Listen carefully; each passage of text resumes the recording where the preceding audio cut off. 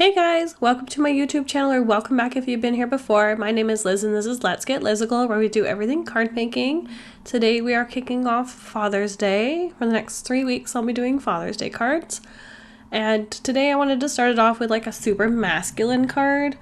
And I know that sometimes those are hard to do for some people. Even for me, sometimes I have difficulties. I find that a lot of my cards are a little bit more on the cutesy girly side, but I got this stamp set from Waffle Flower called Postage Collage Forest Sunset. It's just a bunch of trees and like forest animals and little birds and stuff. Super cute, love it, excited to use it. I love these little like silhouette images, especially for these postage stamps. We are actually using all Waffle Flower products today. So I'm using the Postage Collage die, the Postage Collage Blocks die, which is what I'm ink blending here. I was debating on whether or not using the wax seal die, but I do end up using it just like as an added element. Again, we're using the Postage Collage Forest Sunset, and then I have the Postage Collage cancellation marks that I'm also using. I bought, I think, the wax dies, the 2 stamp sets at Scrap Fest this year, because they had a lot of Waffle Flower products and there's been some that have been out of stock for a long time, so I decided to jump on it. The wax seals I saw and just had to have them. They're adorable. And right now I'm kind of ink blending this like Northern Lights Twilight-ish kind of background. I decided to go from this lime green into like these purpley blues. So I'm using Simon's Positively Saturated inks because those are the inks that I like to use. They're water reactive, which you can see here. And I'm using Limelicious, Twilight, and Galaxy. I was gonna add a bit of black to this too, but I don't have, there like is no black for the Positively Saturated ink line, which would be greatly appreciated. Simon, if you want to do like a darker gray set or something with a black in it and maybe a charcoal or something. I know I do have the gray sets as well, but you know, maybe something a little bit darker than what's there, or just like a white pigment ink and like a gray and the black would be great. Just putting it out there. But anyway, I am ink blending the backgrounds all the same, so they're lime up to the Galaxy, which is the darkest color. And then I'm going to be making different scenes in each one of these blocks, with the trees and the animals and stuff like that. So I am just kind of like laying out how I want it on the card. I am going to leave this frame intact like I did for my Get Creeping last month, I think it was. It was the first time I had actually left them intact. Normally I cut them apart and like arrange them on the card however I want them. But I do like keeping them together as well. I have seen them where people use the 4 larger stamps as well, and they just cut off the 2 skinny ones and do it that way. So I might try that. I think I pinned a lot of these recently just for like layout purposes, just to get new ideas on how to lay these out. I did notice that when I went to pick up the stamps with my the door of my Misty, I didn't actually have my stamps butt up into the corner of the Misty, so they were a little off. So I'm just gonna stamp them again until they're solid here, and then I will fix it a bit, because like some of these stamps, like the trees I'm using on the top right one, it kind of like cuts off straight, so I just want to make that look more of a continuous scene, so I will fix that in a bit. Oh no, I'm fixing it right now.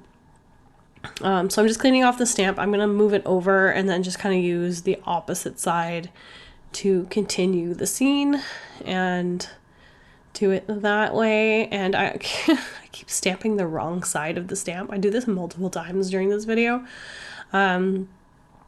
But I figured it out eventually, but I'm still gonna mess it up. It doesn't matter. It's okay.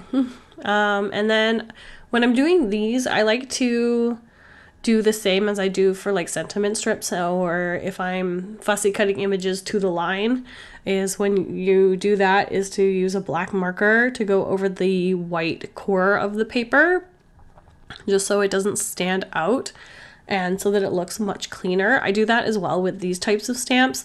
I have used, did I use these previously? Oh no, when I used these for the Halloween ones that I did last month, I did the same thing where I stamped the tombstones like at the bottom or whatever other images I was using, and I just used the black marker to go along the edge. It just makes it look so much nicer, so much cleaner. So I do recommend you do that as well, just in the areas where you put the black. If it's like a little bit of a tree or something, it's not as necessary. But if it's a larger area, like the rock where I stamped the wolf on it and stuff like that, like I make sure that that whole edge is covered. And then any areas that I miss, I also make sure that I just like color those in as well.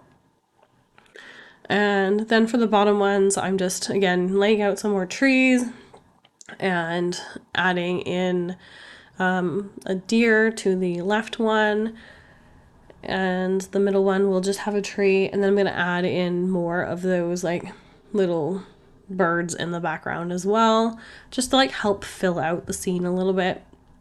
I didn't want to add too many of the animals in one area, and some of them were facing different ways, so it was just kind of more difficult to find one that would fit into that. So here I am going to stamp the birds in this one. The other two will remain as they are. So there's a few with just trees in them. There's a couple with animals in them. And then once that's done, I'm going to pry these all off. This is a sticky mat that you can buy specifically for the Missy. They're made by My Sweet Petunia. And they come with 3 different grid sizes. I've had these for a while, but I haven't used them in a while. They are handy, actually. They came out before the grip mats that Waffle Flower came out with. And I decided to use them because I keep saying I'm going to get another grip mat for ink blending and stuff, but I might as well use these until they're done. They are sticky mats, so eventually they will lose their stick, but you can wash them with a little bit of warm soap and water, and they do come back sticky. They will wear out eventually, but until then, I just won't bother getting another grip mat. I'll just use these for now. They're actually really good for watercolor as well. If you put your watercolor paper on it and do your image and then let it dry, it dries flat because it's stuck to the sticky mat. And I find it so much easier doing it that way. So I put these back into the frame I cut them out of, just so that I would get a nice clean crisp image with all of these cancellation marks that I'm adding. So I'm adding denominations to them as well. I added 3 of them, so the top, left and right, and then the bottom centered one. I'm just adding like another 50 cents. So like this is $1.30 altogether to send this card. And then I use like the little squiggly lines at the top there, and then I use this other one that says mail on it in 2 of the bottom images. And it's just to help add a little bit more interest to the card. But again, I left them in the frame so that it just stamped a little bit flatter and not off the edge or messing up or whatever. I just thought it would be a little bit easier that way, and it helps you get all the edges. I think sometimes when you go to stamp off the edge of something, sometimes the edges don't stamp quite as crisp as you want them. So it's a good way to just like stamp it flat as if it was one big image and then take them back out of the frame. And now I'm just gluing them all to their like background postage and making sure that I go over any of the edges with the black. I forgot to do that in the top middle one, I think. The bottom edge was not done. And I glued it down.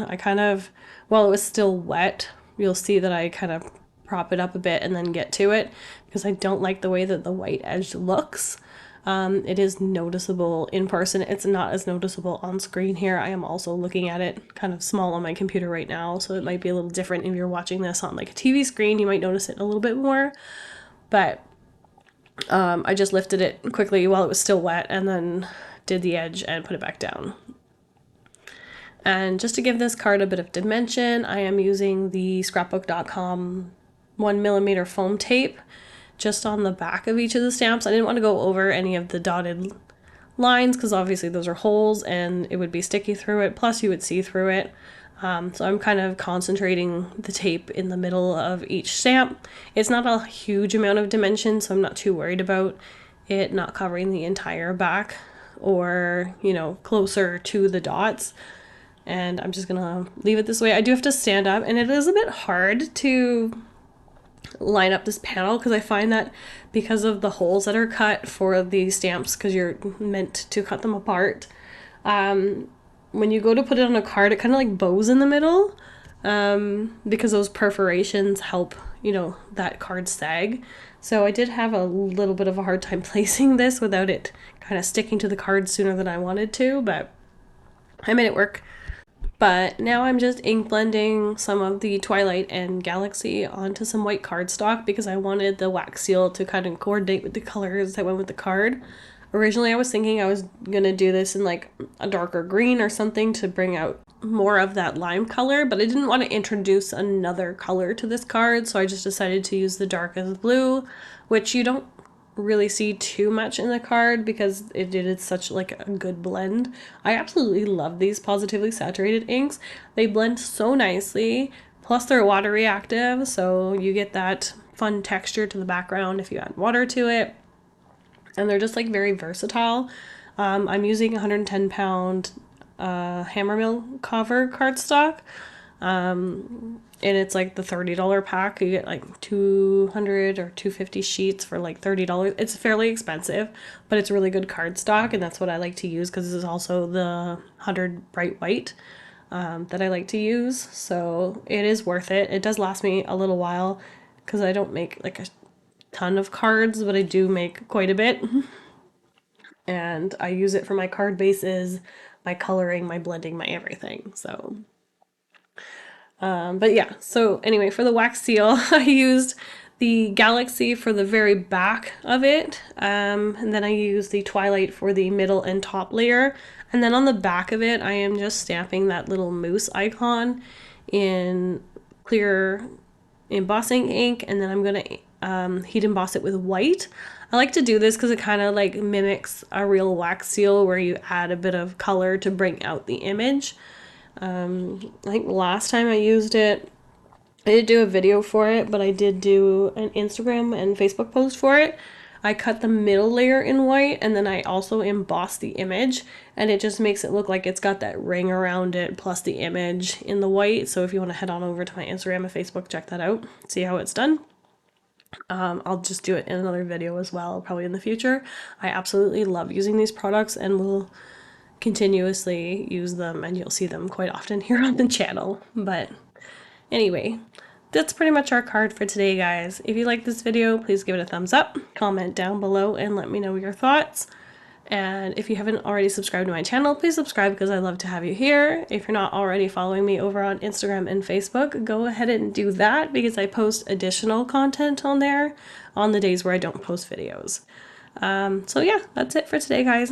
Thanks. Bye.